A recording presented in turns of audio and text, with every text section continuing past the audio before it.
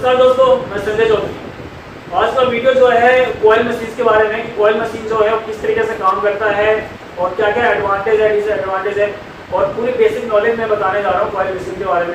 इस तरह की कॉइल मशीन है, मैंने ऑलरेडी कॉइल मशीन के बारे में एक वीडियो बना रखी है, लेकिन उसमें इतना डिटेल नहीं करा है। इसमें मैं इसकी पूरी वर्किंग बताने जा रहा हूँ। क्या है कि जब आप खासकर बिगिनर के लिए वीडियो है, और मेरे ज़्यादातर वीडियो जो है बिगिनर्स के लिए होते हैं।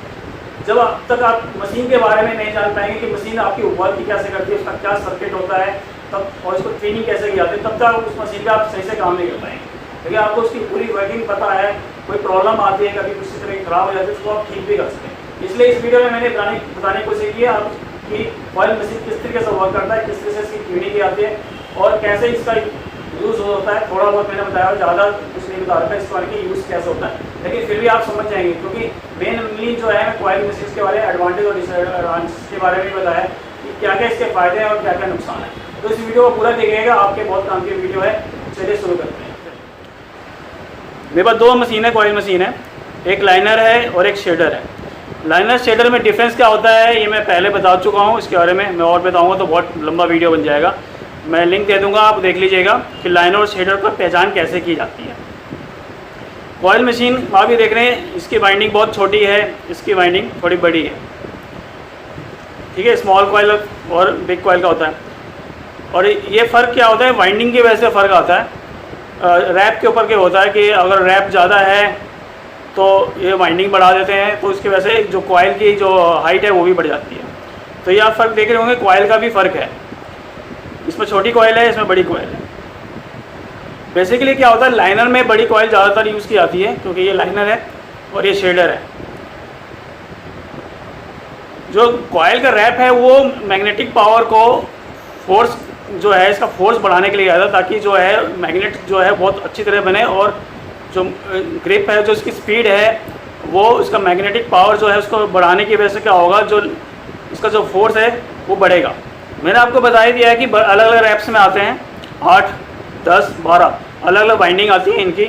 उनके रैप्स के हिसाब से इनकी मैग्नेटिक पावर जो है वो चेंज हो जाती है।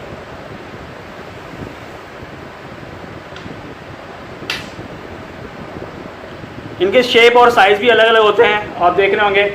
मैंने आपको दो मशीन दिखाई, इनके शेप और साइज़ सबके अलग अलग आते हैं। तो डिज़ाइन से कोई मतलब नहीं है, इनके फ्रेमिंग से कोई मतलब नहीं है, मेन इनका वर्किंग आपको समझने से मतलब है।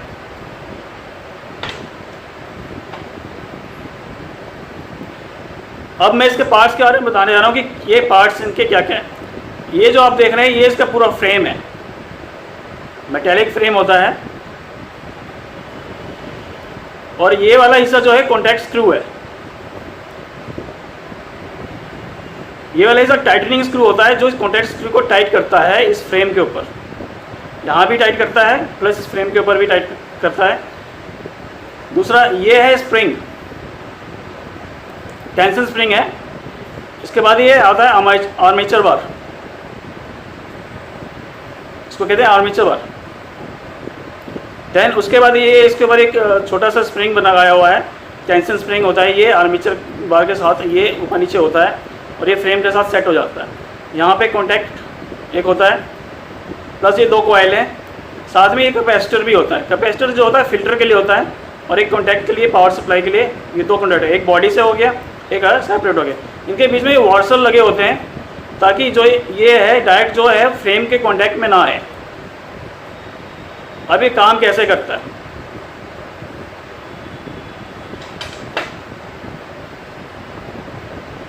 हमने जब इस पर क्लिप कोड लगाया,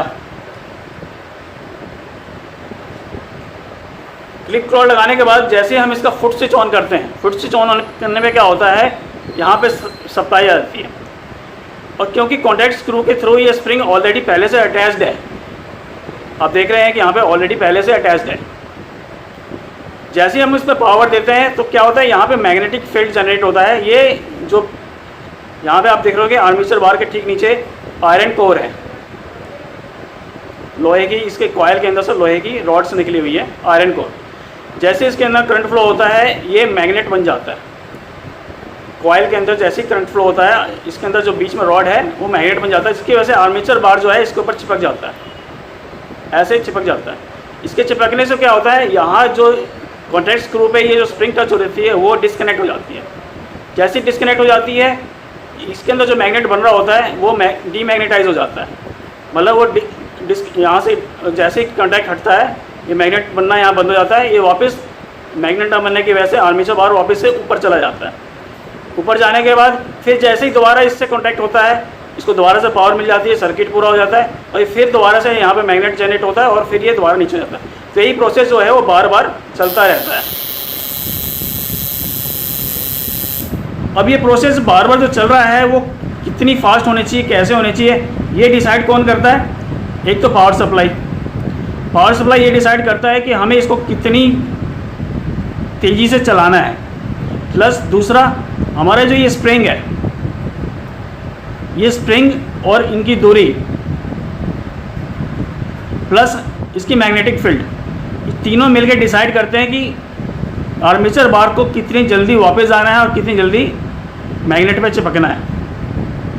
इसकी वजह से ही टाइम जो है, इसके आर्मेचर बार की जो टाइमिंग है वो सेट होती है। अब सब कहते हैं सर वोल्टेज कितनी होनी चाहिए। देखिए वोल्टेज की कोई ज़रूरत नहीं है, हर मशीन की अपनी अपनी वोल्टेज है। अब देखिए मैंने इस वोल्टेज पे ये चला रहा हूँ, फर्स्ट क्लास चल रही है, मैंने वोल्टेज चेंज नहीं किया। अब इसको चला के दिखाता हूँ मैं।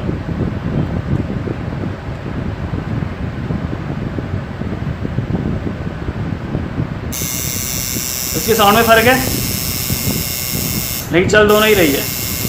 लेकिन मैं अगर कम कर दूं वोल्टेज,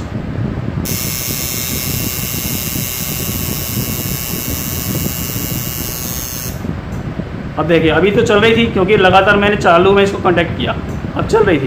लेकिन आप ध्यान से देखें तो ये हल्की सी जोर लगा रहा है, मूव कर रहा है, आर्मेचर बार जो है हल्का सा मूव कर रहा है, लेकिन वो इतना मैग्नेट नहीं बन पा रहा है कि वो चिपक पाए। शायद आपको ध्यान से देखने पर चले, मैं थोड़ा इसको जूम करके दिखा रहा हूँ आपको।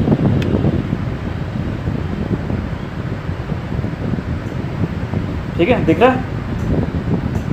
इसके अंदर उतनी मैग्नेट बन ही नहीं पा रही कि वो उसके ऊपर चिपक पाए। अब अगर इसकी मैं वोल्टेज बढ़ाता हूँ, मुझे कुछ नहीं करना, सिर्फ इसकी वोल्टेज बढ़ानी है और ये काम करने लगा। अब हम इसकी ट्यूनिंग करेंगे।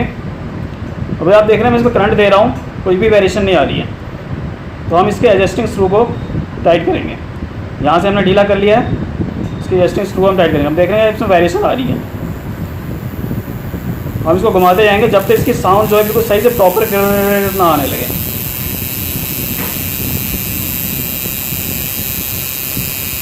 अब साउंड अच्छी आ रही है, इसकी बिल्कुल क्लियर साउंड आ रही है। अब इसको हम टाइट कर देंगे। अब देखिए ये बिल्कुल सही ट्यूनिंग हो चुकी है।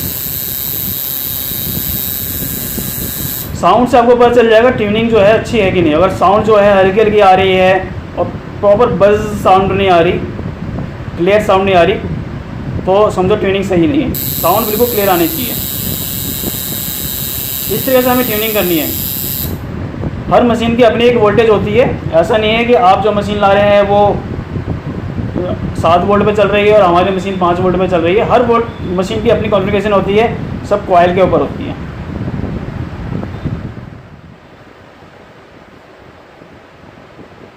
अब कॉइल मशीन के अंदर ये बात भी है कि हम इसको शेडिंग के लिए यूज़ कैसे करना है और लाइनिंग के लिए कैसे यूज़ करना है।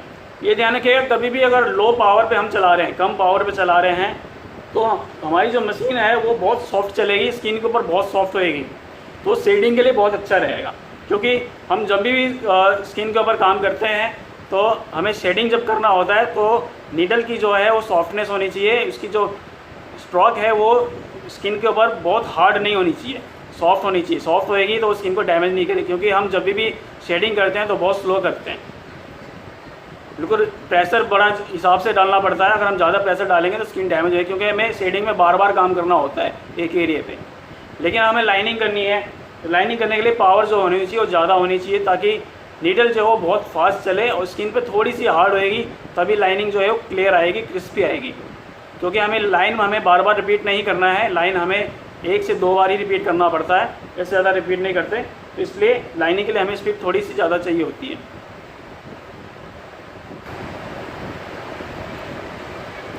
अब आते हैं इसके ग्रिप्स के ऊपर। इसमें ग्रिप्स किस तरह के लगते हैं।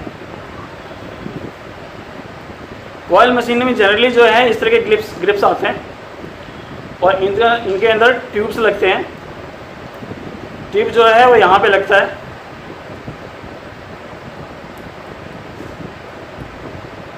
इस एरिया इसको जो है हम चक स्क्रू कहते हैं और ये जो है यहाँ पे हम इसको ट्यूब लगाते हैं और लगाने के बाद इसके साथ हम एडजस्ट करते हैं नीडल। इसको हम कैसे यूज़ करते हैं इसके बारे में मैंने एक वीडियो बना रखी है, आप देख लीजिएगा। बहुत क्योंकि ज़्यादा डिटेल हो जाएगी अगर मैं ज़्यादा कुछ बताऊँगा तो इस तरह से हम लगाते हैं। और इस तरह के बहुत सारे अलग अलग साइज़ के 18 mm से लेकर 27, 28, 30 mm तक के जो है ग्रिप्स आते हैं। ग्रिप्स अलग अलग टाइप के होते हैं। एक तो मैंने बताया बिल्कुल सिंपल होता है और एक होता है स्क्रू टाइप होता है। मतलब हमने अगर इसमें अगर टिप्स डाले हैं तो टिप जो है हम इसको अंदर सीधा डाला और इसको टाइट कर दिया तो टाइट हो जाता है। लेकिन इसमें ऐसा नहीं होता। इसमें क्या होता है, हमारे दोनों साइड में स्क्रूज होते हैं। हमें ट्यूब के लिए जो इसका पाइप होता है नीडल ट्यूब, इसके भी टाइट करने के लिए जरूरत पड़ती है और प्लस हमें जो टिप आती है उसको भी यहाँ से टाइट किया जाता है। लेकिन इसमें क्या है, हमें सिर्फ एक बार एक इसको एडजस्ट करके छोड़ दिया। दूसरा हमें टिप्स के लिए हमें बार बार इसको इसी को सिर्फ टाइट करना और लूज़ करना होता है। हमें बार बार लाइनिंग जो है टाइलिंग की होती है उसकी जरूरत नहीं पड़ती। और इसमें नीडल्स किस तरह के यूज़ होते हैं।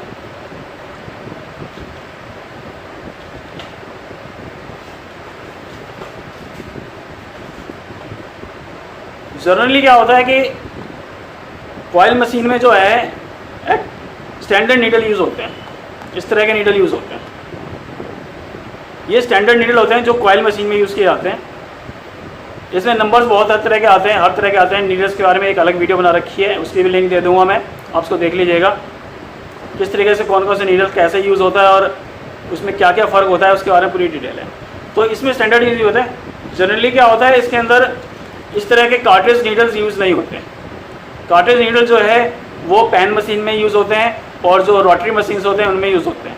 सभी रोटरी मशीन में, लेकिन ज़्यादातर रोटरी मशीन में यूज़ होते हैं क्योंकि उसकी अटैचमेंट जो है वो अलग होती है, इसके मुकाबले में अलग होती है। टिप्स मैंने बताई थी आपको। टिप्स जो है इस तरह के यूज़ होते हैं, नॉर्मल टिप्स हैं। इसमें हमें टिप्स की ज़रूरत पड़ती है, लेकिन अगर हम रोटरी मशीन या पैन मशीन लें तो उसमें टिप्स की ज़रूरत नहीं होती क्योंकि ये नीडल के साथ ऑलरेडी बनी हुई आती है। उसके हिसाब से पैकिंग होती है कि हमें इसमें टिप्स की अलग से ज़रूरत नहीं पड़ती।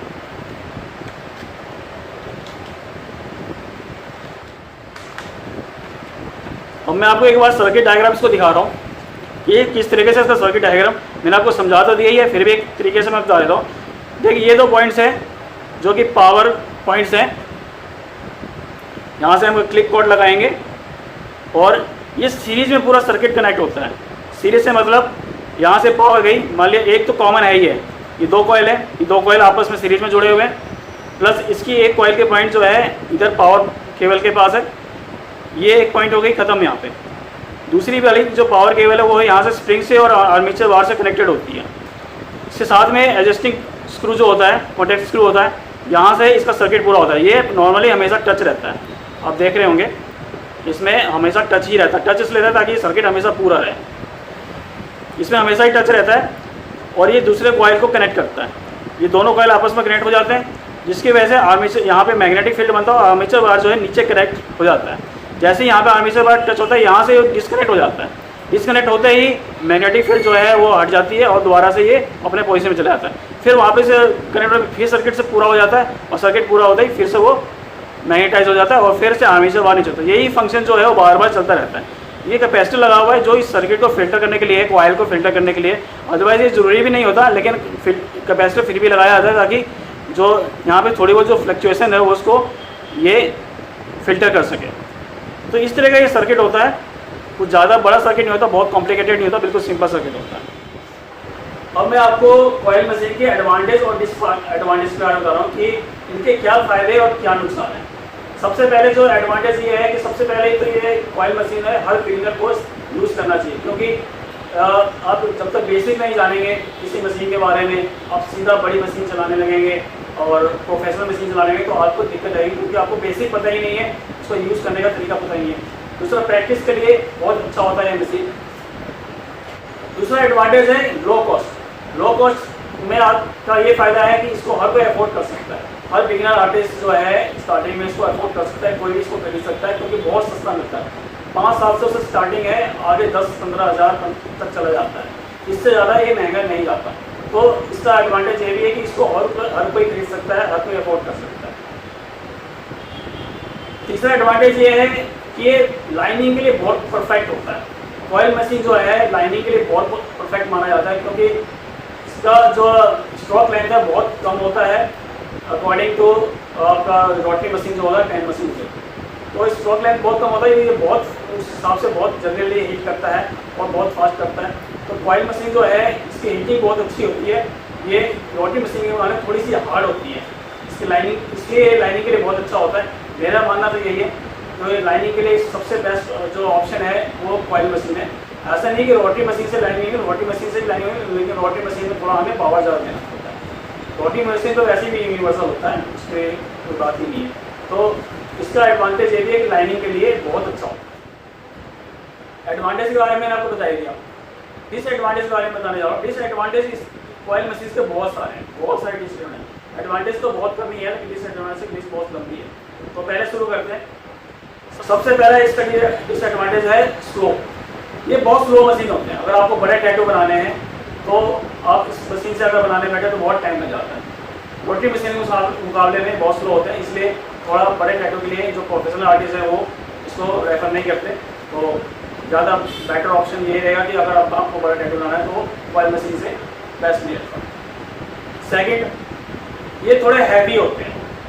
कॉइल मशीन जो है रोटरी मशीन के मुकाबले काफ़ी हैवी होते हैं, जिसकी वजह से हैंडलिंग में थोड़ी दिक्कत आती है। अगर आपको ज़्यादा लंबा काम करना है तो हाथ भी थक जाता है कॉइल मशीन से, क्योंकि वो हैवी होता है। और कंट्रोलिंग में भी रोटरी मशीन के मुकाबले में थोड़ा ज़्यादा हैवी होने की कंट्रोलिंग में भी दिक्कत आती है। स्पेशली बिगिनर को बहुत दिक्कत आती है, उनके हाथ ज़्यादा कांपते हैं क्योंकि ये हैवी हो जाता है।